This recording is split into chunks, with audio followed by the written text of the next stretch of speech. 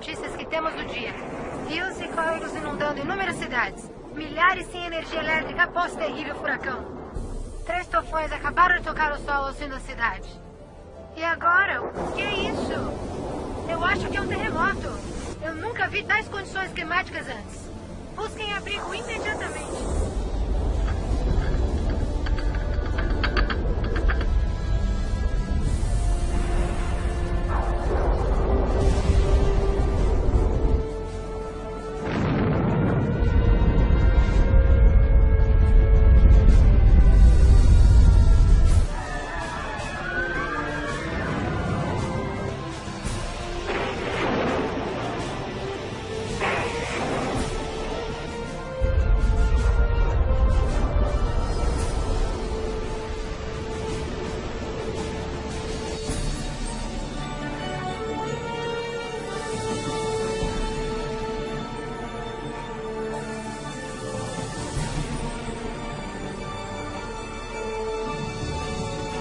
Ai, mamãe, nós fazemos...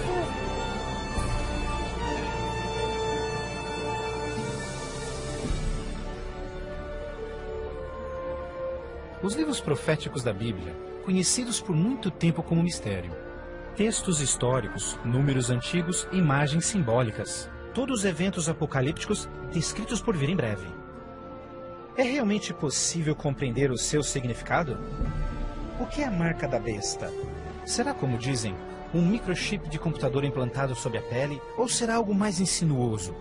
O que dizer sobre o anticristo? Este sinistro inimigo de Deus já se manifestou? Ou ainda espera nas sombras? Será um ataque terrorista que levará a Terra à tribulação final? Testemunharemos os horrores do Armagedon e as 7 últimas pragas? O que necessitamos saber para evitar ser deixados para trás quando o Senhor voltar? Reconheceremos os últimos dias e saberemos o que nos espera? O que você está pronto a experimentar revelará o que a Bíblia realmente diz sobre o final dos tempos.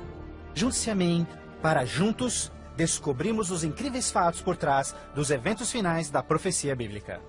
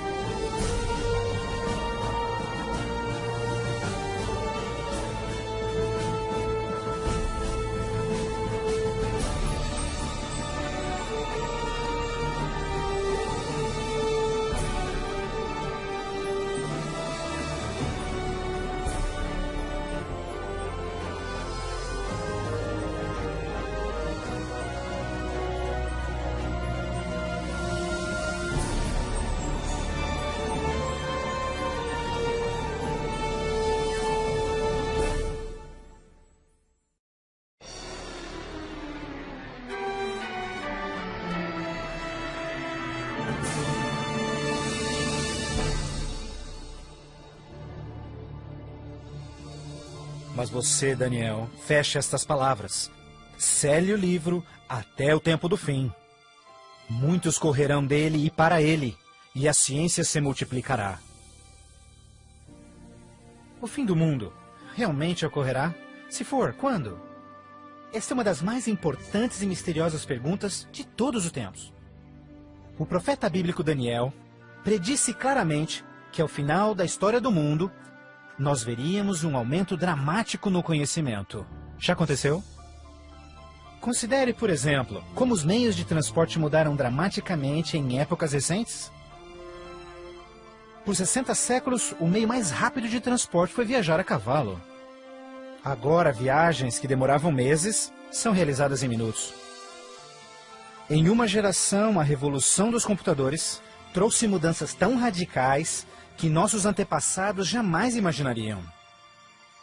Mas numa interpretação mais exata deste verso, é que o conhecimento a respeito dos livros proféticos aumentaria.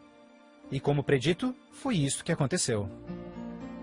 Mas as profecias de Daniel não são as únicas na Bíblia que falam dos sinais do tempo do fim. O que mais pode estar escondido dentro dos antigos textos das Escrituras? E você ouvirá de guerras e rumores de guerras.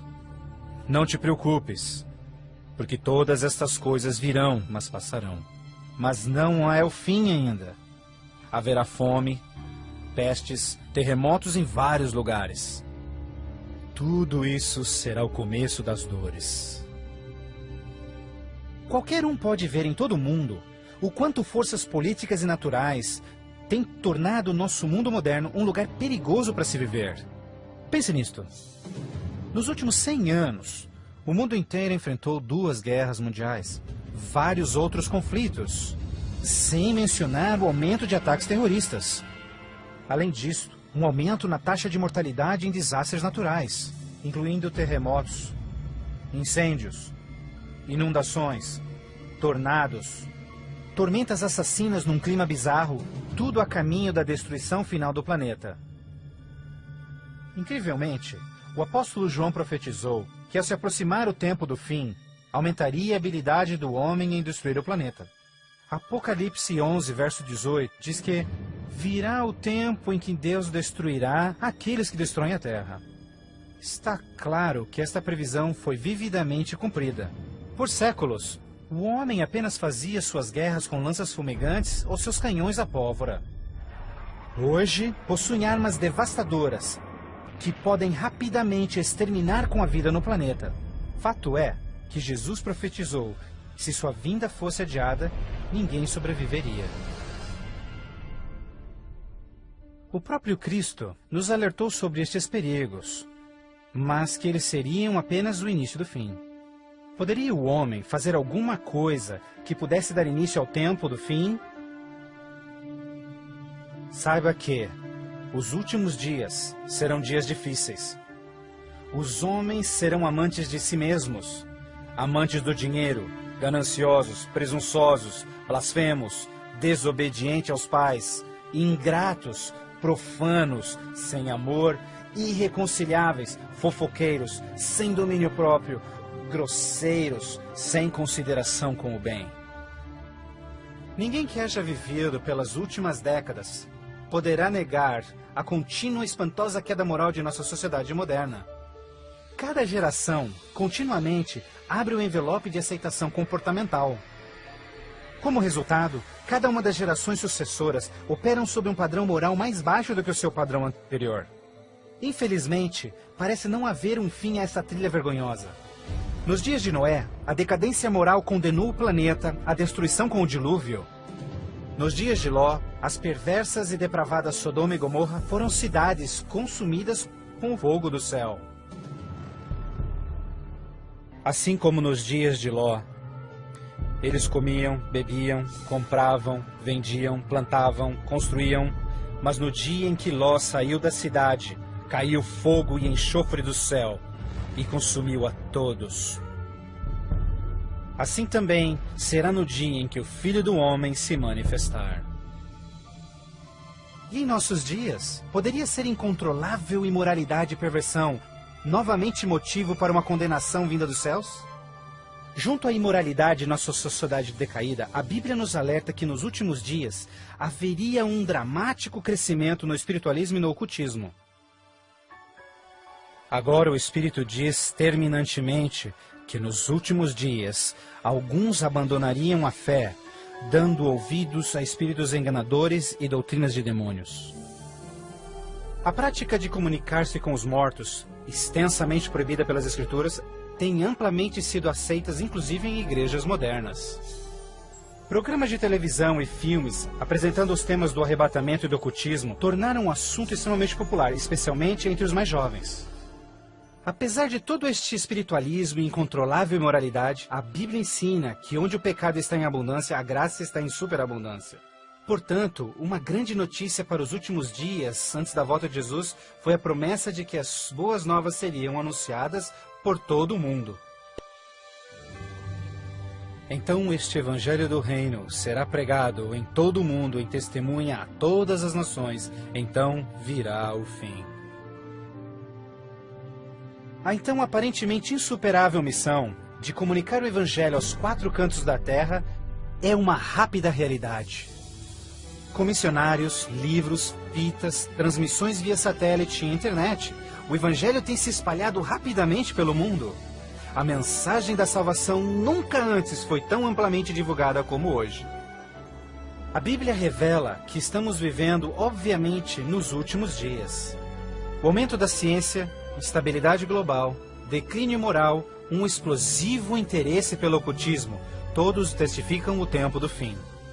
Os sinais do fim estão claramente se cumprindo, mas ainda mais, a Bíblia também nos alerta que entre as forças do bem e do mal, em última instância levarão o mundo ao conflito do Armagedon. A qualquer momento, uma crise global sem explicação atingirá todo o planeta, numa crise tão devastadora que o mundo jamais viu. Haverá então grande tribulação, como jamais se viu anteriormente, nem jamais haverá. Qual será a catástrofe que dará início à crise final? E quando acontecerá? Poderia ser um devastador ato terrorista? Talvez uma crise econômica internacional? Talvez até um terremoto, um asteroide ou algum outro evento cataclísmico? Talvez um acidente químico ou uma praga biológica mortal? Talvez a combinação de alguns desses acidentes. Mas mesmo a Bíblia não identificando o evento crítico exato, ela revela as dramáticas cenas que se seguem. Mais adiante você compreenderá mais sobre essas surpreendentes, chocantes eventos que muitos cristãos ainda não estão preparados.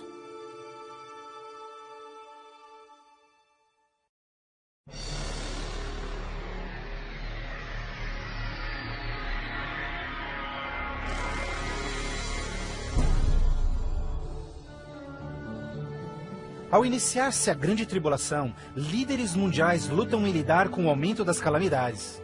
Enquanto isso, verdadeiros cristãos dedicados a Deus experimentam o maravilhoso poder do Espírito Santo. Após essas coisas, eu vi outro anjo que vinha do céu, e a terra estava iluminada por sua glória. Este grande poder que iluminava o povo de Deus é o próprio Santo Espírito. Em santa confidência, eles testificam de Deus, intervindo pelas igrejas e também chamando os perdidos para Cristo. Eles permanecem firmes na palavra do Senhor e exortam todos ao arrependimento e obedecerem os mandamentos de Deus.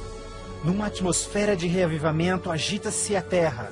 O Santo Espírito compele ministros e membros de igrejas a juntos trabalharem intensamente pelo Salvador. Ao se manifestar o trabalho do Santo Espírito, realizações de ocultismo também se intensificarão. Demônios caídos aparecerão a muitos, disfarçados de queridos seus que já morreram, ou personagens bíblicos do passado.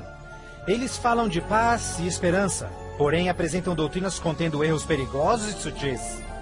Sobre estes a Bíblia nos alerta, porque estes são espíritos do mal, realizando milagres. Como você pode imaginar, estas manifestações supernaturais influenciarão muitos e são poucos os que estão preparados a se opor. A esta altura, famílias e igrejas tornaram-se ineficazes no combate a esta crescente onda de fraqueza global.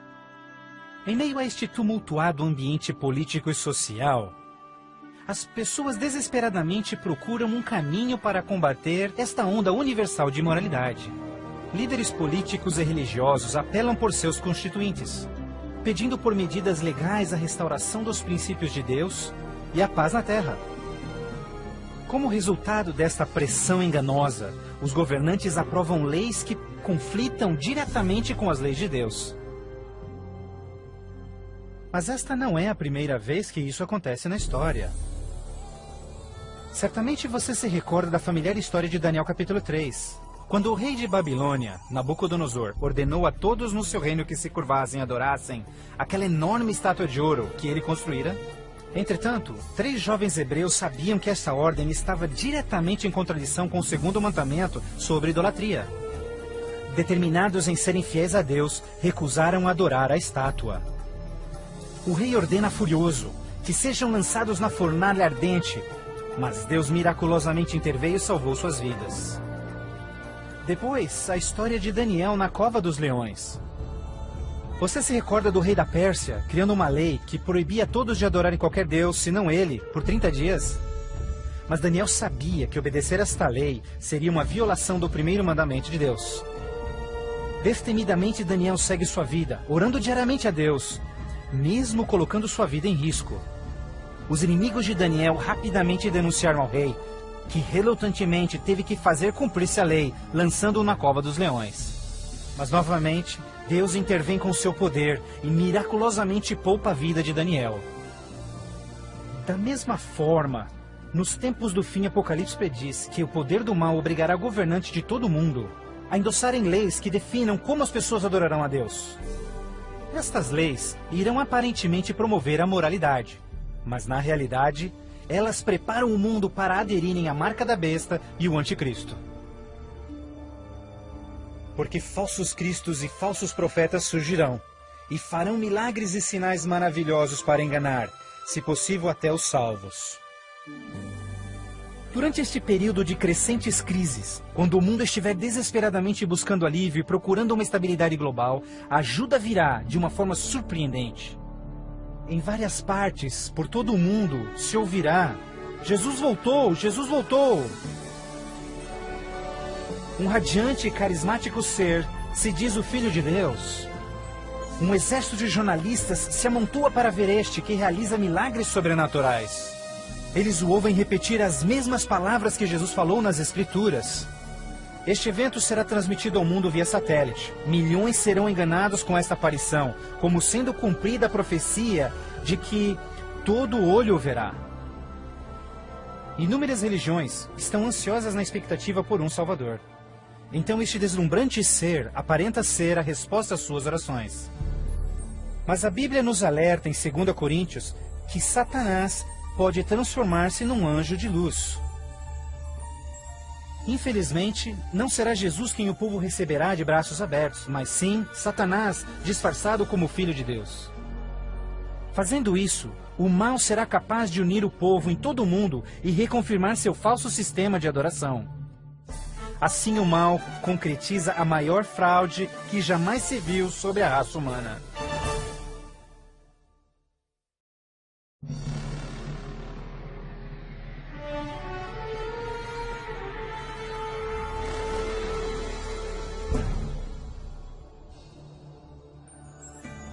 A fraude satânica prova ser uma poderosa e motivadora força para o mundo. Muitos dos líderes espirituais aceitam este grande impostor, bem como o falso sistema de adoração que ele propõe.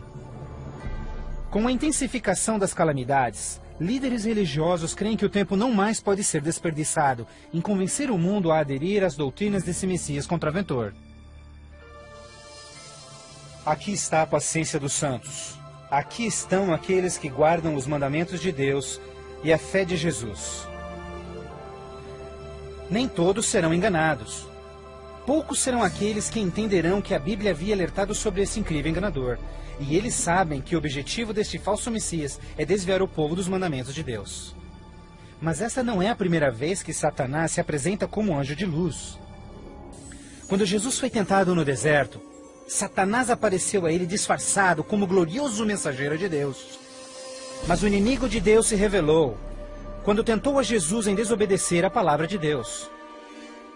Portanto, mais uma vez, usando a mesma tática, o mal tenta enganar o mundo a desobedecer a lei de Deus.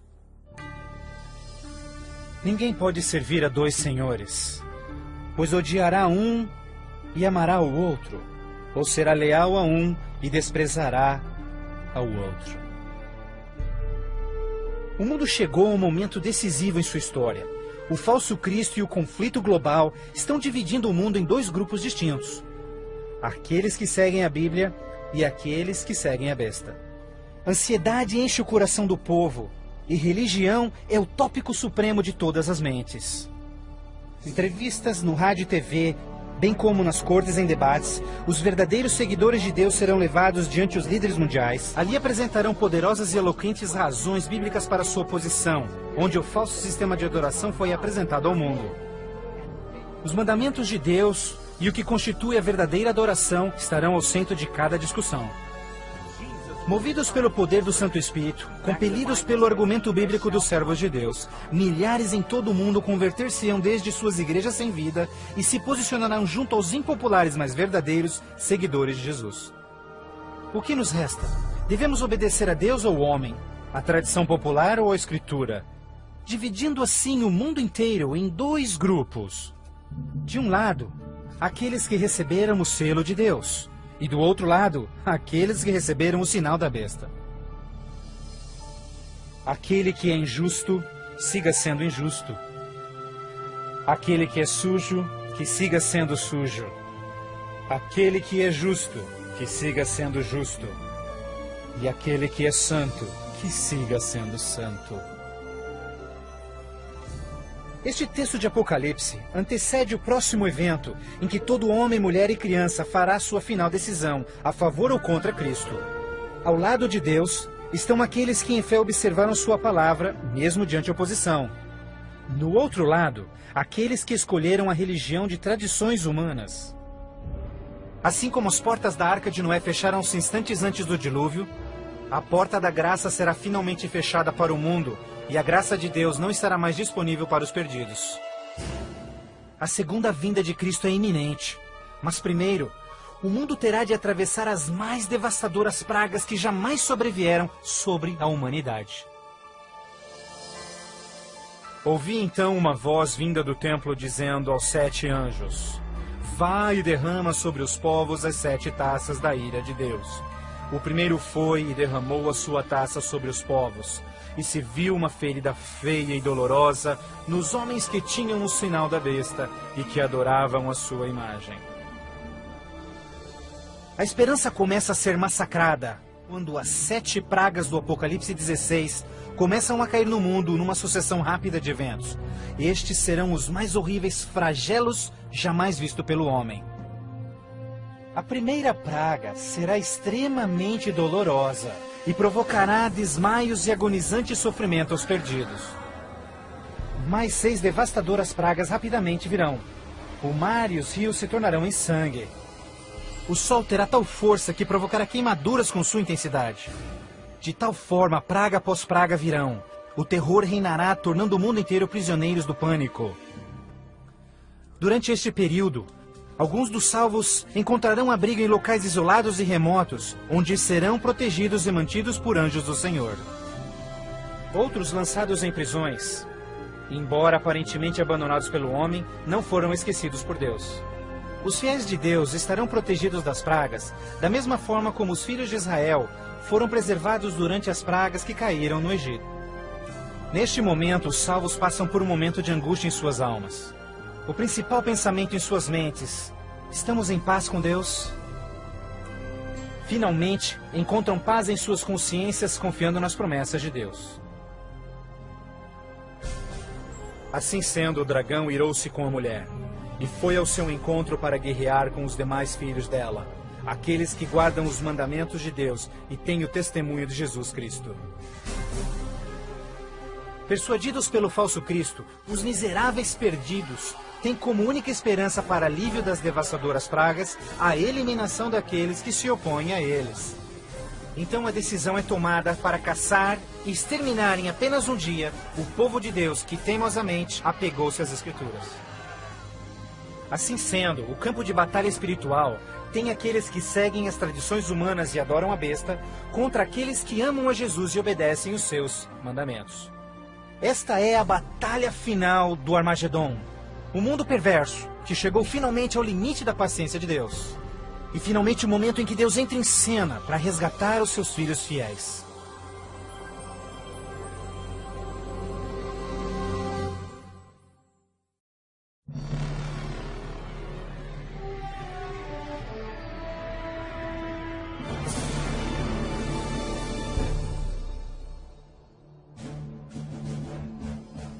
À meia-noite, o clamor foi ouvido. Aí vem o noivo. Na mais escura hora, a mais esperada esperança de todas as eras torna-se realidade. O comando da voz do próprio Deus é ouvido. Está cumprido! Aquela voz de trovão chacoalha os céus. Um imenso terremoto anuncia a aproximação do poderoso exército dos céus. Os filhos de Deus, há pouco sem cor e cansados, agora envoltos por um arco-íris, resplandecem diante de seus opressores. Suas faces brilham, ao contemplarem seu Redentor e o vasto exército de anjos que vieram para levá-los para casa. Atentem, porque ele está vindo nas nuvens do céu, e todo olho verá, inclusive os que lhe transpassaram, e todos os povos da terra chorarão por sua causa. Como você já sabe, este não será um momento de êxtase secreto. Todas as pessoas do planeta testemunharão este maravilhoso evento, e muitos estarão aterrorizados. Os ímpios fugirão desesperadamente para rochas e cavernas, tentando em vão esconder-se do santo rei que se aproxima. E como Jesus prometeu, os homens maus responsáveis por seu julgamento e crucifixão serão ressuscitados para presenciarem seu retorno nas nuvens do céu. Porque o Senhor, o próprio Deus, descerá dos céus, e como trovão, e com a voz do arcanjo, com o som de trombetas de Deus, os mortos em Cristo serão primeiramente ressuscitados. Um grandioso som de trombetas é ouvido pelos céus, e a poderosa voz de Deus chamará os santos que dormem no Senhor desde todas as épocas, dizendo: Despertem, despertem, despertem vós que no pó da terra dormem, levantem-se. Por toda a extensão do planeta, um exército de santos se erguerá do pó da terra. Despertarão cheios de juventude, glorificados e revestidos de imortalidade, sem nenhum traço de enfermidades ou defeitos. E aqueles que ficarem vivos nestes momentos finais serão também transformados. Num instante, receberão um novo corpo imortal. Os ímpios contemplarão em angústia todos estes incríveis sinais. Então nós, os que estivermos vivos, seremos todos levados junto deles nas nuvens para encontrarmos com o Senhor nos céus. E ali nós viveremos para sempre com o Senhor. Com o mundo inteiro em convulsão, os remidos voarão alto e serão erguidos acima da destruição. Eles voarão para a felicidade com o Senhor, junto às nuvens de anjos. Nem dor, nem pecado, nem tristeza jamais haverá. O véu que os separava de seu Deus é para sempre removido, e contemplam agora o seu Deus e seus anjos face a face. E naquele dia, o dia da destruição de Deus, será de uma extremidade da terra a outra. E não haverá nem pranto, nem ajuntamento, nem funerais. Eles serão todos como lixo sobre toda a terra. Aos que ficarem para trás, o caos reinará no planeta. Entre os furacões, os gemidos de demônios, os terremotos, oceanos ferventes, ilhas submersas. Densas e escuras nuvens despejam tempestades gigantescas de granizo. Os ímpios que sobreviverem a essas catástrofes, em breve serão destruídos pela presença da glória de Deus. Seus corpos espalhados pela terra despojada pelos eventos finais. Então, pela primeira vez desde a fundação da Terra, o planeta está completamente abandonado e sem vida. Apenas Satanás e seus anjos caídos restarão como resultado de sua rebelião.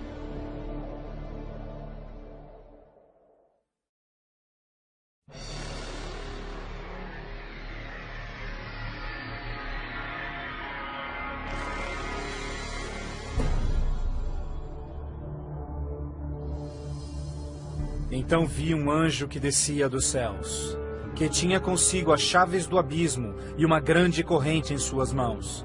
Ele acorrentou ali Satanás por 1000 anos. Confinados no mundo que ele arruinou, Satanás e seus anjos ali estarão por 1000 anos. Prisioneiros na escuridão, num planeta vazio e abandonado, só com seus demônios, Satanás apenas poderá esperar e ponderar no dia de sua punição. Por toda parte ele contempla cidades destruídas, florestas queimadas e ossos secos, tudo resultado de sua guerra com os céus. Confinado num vasto abismo, solitário, sem ninguém para tentar ou manipular, ele se torna absolutamente miserável. Então vi tronos, e eles se sentavam neles, e o julgamento era comissionado a eles, E eles viveram e reinaram com Cristo por 1000 anos. Enquanto Satanás pensa em seu destino, os remidos desfrutam sem palavras as alegrias dos céus. Cada um deles conhece então o seu anjo da guarda, que responde a cada uma de suas perguntas sobre as suas vidas. Então Deus, num ato de revelação absoluta, os convida a participarem como juízes, abrindo diante de si os registros dos que se perderam. Os remidos neste momento têm a oportunidade de entenderem por que algumas pessoas que esperavam ver ali não completarem a jornada. Os pensamentos dos ímpios são agora vividamente expostos e o véu é removido, revelando as batalhas espirituais que se levantaram por salvar-se-lhes as almas. Inclusive as ações e motivos dos anjos caídos se farão nítidas. O aberto e transparente caráter de Deus neste assunto é extraordinário. Como o apóstolo Paulo descreve em 1 Coríntios 6, verso 2, os salvos participarão no julgamento dos ímpios. Antes que um único pecador receba sua punição final, seus registros serão cuidadosamente revisados por seus conterrâneos, os quais entendem e sabem das lutas na vida na terra. Todas as palavras e atos dos ímpios serão pesados ante a palavra de Deus. A justiça de sua sentença é confirmada e o grau de sua punição determinado. Finalmente, ao final dos 1000 anos, Jesus e os remidos preparam-se para o seu retorno à terra. O tempo é chegado para Satanás, seus anjos e os perdidos, quando enfrentarão as últimas consequências por seus atos. Em breve, os mansos herdarão a terra. Mas primeiro, Deus executará a fase final de seu julgamento e extinguirá o pecado do universo.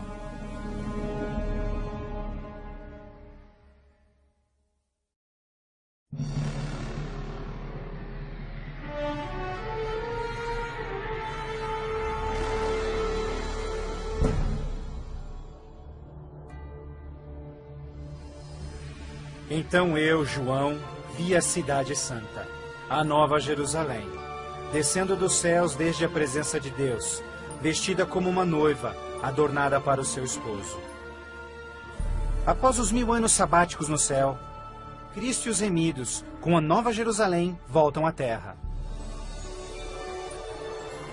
Ao se aproximar a cidade do planeta desolado, Jesus comanda que os ímpios voltem à vida desde o pó da terra. Ao seu comando, os ímpios de todas as épocas e lugares ressuscitam, da mesma forma como morreram, e ali estão diante de Deus. Ao Jesus descer, seus pés tocam o Monte das Oliveiras. Um tremendo terremoto abre o monte, transformando numa grande planície. Então, a nova Jerusalém, a grande cidade de Deus, desce dos céus e descansa sua estrutura sobre a planície preparada por Deus. Agora, quando os 1000 anos terminarem, Satanás será solto de sua prisão, e então irá atrás de enganar as nações, a fim de uni-los para guerrear. Incrivelmente, Satanás consegue iludir seus seguidores mais uma vez e arregimenta-os para capturar a cidade celestial pela força. Generais e homens de guerra de todos os tempos, juntos unem suas habilidades para prepararem-se para o que eles imaginam ser a batalha monumental. Por este ato, os ímpios revelarão que seus corações não se converteram. Se fosse possível, eles destruiriam a Deus e seu trono e tomariam a cidade santa pela força. Pouco percebem eles que essa guerra fútil já estava perdida mesmo antes de começar. O juízo final chegou. Então eu vi os mortos, grandes e pequenos, todos diante de Deus. Livros eram abertos, e os mortos eram julgados, de acordo com seus atos. Subitamente, no alto acima da cidade, o Senhor aparece em seu glorioso trono. Todos os frágeis planos de guerra dos ímpios são imediatamente eliminados. Ao contemplarem a face de Deus, os ímpios dolorosamente tornam-se cientes de cada um de seus pecados. Lembram-se de cada momento em que silenciaram suas consciências, cada vez em que negaram os chamados do Santo Espírito. Muitos foram enterrados juntamente com os seus segredos pecaminosos, querendo ter com sucesso escondido todos os seus assassinatos e crimes. Vergonhosamente experimentam em primeira mão as palavras de Jesus ditas em Lucas, pois não há nada coberto que não será revelado, nada escondido que não se fará saber. Ao se apresentar diante deles vividamente o panorama de suas vidas, cada ímpio entende completamente que por sua própria livre escolha rejeitaram a salvação. Tragicamente, a paz e a alegria dos que estiverem na cidade nunca será desfrutada pelos ímpios. Com sentimento de desespero e sem esperança, são varridos e deixados sem palavras. Os rebeldes não podem negar a justiça de Deus, declarando-se culpados. Em uma só voz clamam: justo e verdadeiro são os teus caminhos, ó Rei dos Santos. E caindo prostrados, eles adoram o Príncipe da Vida. Eles subiam aos cantos da terra e cercaram o acampamento dos santos. Então caiu fogo do céu desde Deus e os consumia. Finalmente, o tempo de encarar as consequências irreversíveis de suas ações. Sem nenhum aviso, fogo e enxofre caem do céu. A terra se fende e fogo brota desde cavernas subterrâneas. Enquanto o inferno engole os ímpios, os justos estão a salvo e em segurança dentro dos portões da Nova Jerusalém. Cada pecador é punido de acordo com os seus pecados. Os com poucos pecados são destruídos rapidamente, enquanto os culpados de horríveis pecados contra a humanidade sofrerão mais. Satanás, o instigador de todos os pecados, será forçado a sofrer muito mais. Para Deus, a punição dos ímpios é um ato doloroso, mas é algo que a sua justiça demanda. O salário do pecado é a morte. Na cruz, Jesus sofreu a punição final no lugar de todos os que aceitaram o seu sacrifício. Mas, tragicamente, os perdidos rejeitaram este presente e terão de pagar o preço por seus próprios pecados. Certamente o dia virá, queimando como fornalha. Todos os orgulhosos e todos os fracos serão consumidos. Você esmagará os ímpios, pois serão como cinzas debaixo dos seus pés. Ao se esfriarem as cinzas da destruição, os habitantes de todo o universo erguem suas vozes em louvor a Deus, pois o reino de terror de Satanás foi banido para sempre.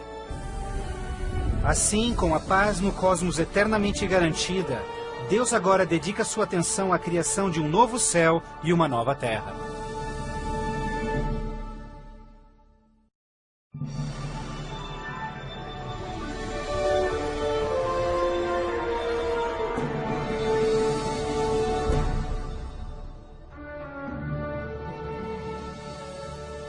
Vejo então um novo céu e nova terra, pois o primeiro céu e a primeira terra já passaram. Após a purificação da terra com fogo, o Senhor retoma seu miraculoso e maravilhoso ato de recriação. E pelo poder de sua palavra, a terra é restaurada à forma de seu lindo Éden. Ao seu comando, um lindo e verdejante carpete de grama cobre o planeta. Outro comando, terra e água voltam à vida. Incontáveis, complexos e magnificentes criaturas de todas as espécies pacificamente exploram um novo paraíso. A vigorizante atmosfera é pura e doce. A terra torna-se uma grande vitrine de criativa genialidade. E Deus enxugará as lágrimas de todos os olhos. E não haverá mais morte, nem sofrimento, nem pranto. Não haverá mais morte, pois as primeiras coisas são passadas. A segurança do universo está garantida. Com a Nova Jerusalém como sua capital, todas as criaturas regozijam-se no amor do domínio de Deus.